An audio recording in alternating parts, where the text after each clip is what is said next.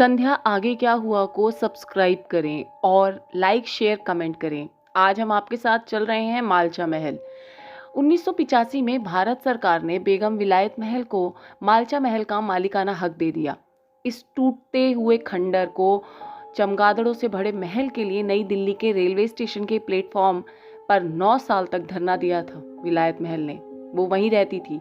जब रेलवे के अफसर उन्हें हटाने आते थे तो उनके 11 डॉबरमैन डॉग उन पर झपट पड़ते थे। पीछे से वो धमकियां देती थी, अगर कोई आगे आया तो वो सांप का जहर पीकर आत्महत्या कर लेगी। उनका कहना था कि वो अवध के नवाब वाजिद अली शाह के खानदान की राजकुमारी हैं और इस नाते नवाब वाजिद अली शाह की इस मिल्कियत पर उन्हीं का हक है।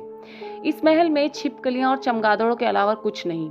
10 सितंबर 1993 को बेगम विलायत महल ने 62 साल की उम्र में आत्महत्या कर ली। इसके बाद 2017 में प्रिंस साइप्रस की भी मौत हो गई और इससे कुछ साल पहले ही उसकी बहन सकीना भी इस दुनिया को छोड़कर चली गई। मैंने कई बार सोचा क्यों ना मालचा महल घूमा जाए।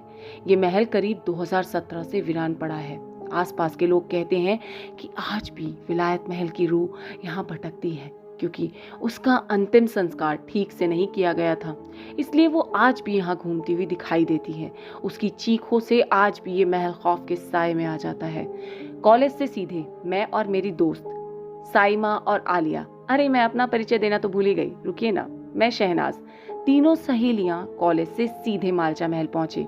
आज हमने ठान ली थी कि हम मालचा महल पहुंच के ही रहेंगे, क्योंकि महल सड़क से करीब 1200 मीटर के अंदर था, तो हम पैदल ही चल पड़े। आगे बढ़ते रहने पर बहुत बड़ी बड़ी घास आने लगी, जिसके बीच चलने के लिए एक पगडंडी बनी हुई है। अभी ज्यादा टाइम नहीं हुआ था, लेकिन अगस्त के महीने में बारिश के बाद घुप अंधेरा छा जाता है। वहां पर इतना गहरा सन्नाटा था कि हम कुछ भी बोले तो साफ साफ एक दूसरे को सुनाई दे। धीरे धीरे हम महल पहुंच गए। महल के दरवाजे से हमने पीछे मुड़कर देखा। रास्ता लगभग गायब हो चुका था। अचानक हम तीनों को अपने पीछे से किसी के तेजी से गुजरने का आभास हुआ। हम डरे नहीं, हम सोच कर आए थे। अंदर ही अंदर तो हमारी फट रही थी, पर हम दिखा नहीं रहे थे। मेन महल में जाने के लिए ऊपर 6 सीढ़ियां थी। हम एक दूसरे का हाथ पकड़कर उस पर चढ़ गए।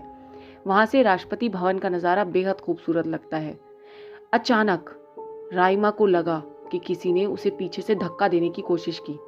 उसने अब ये बताया। उल्टे पांव वहां से दौड़े और नीचे की तरफ आए। हमने और ज्यादा बढ़ गया जब हमारे सामने से एक काला साया गुजरा। हमारे पीछे तो बेतहाशा चीखने की आवाजें आने लगी, जैसे कोई ना चाहता हो कि हम वहां पर रुके। हम तीनों तेजी से दौड़ने लगे और जब तक नहीं रुके तब तक सड़क ना आ गई हो।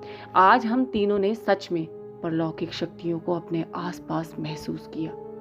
धन्यवाद। यदि आपको मेरा ये कहानियाँ और प्रयास अच्छे लगते हैं तो प्लीज़ मुझे लाइक शेयर और कमेंट करें, सब्सक्राइब ज़रूर करें।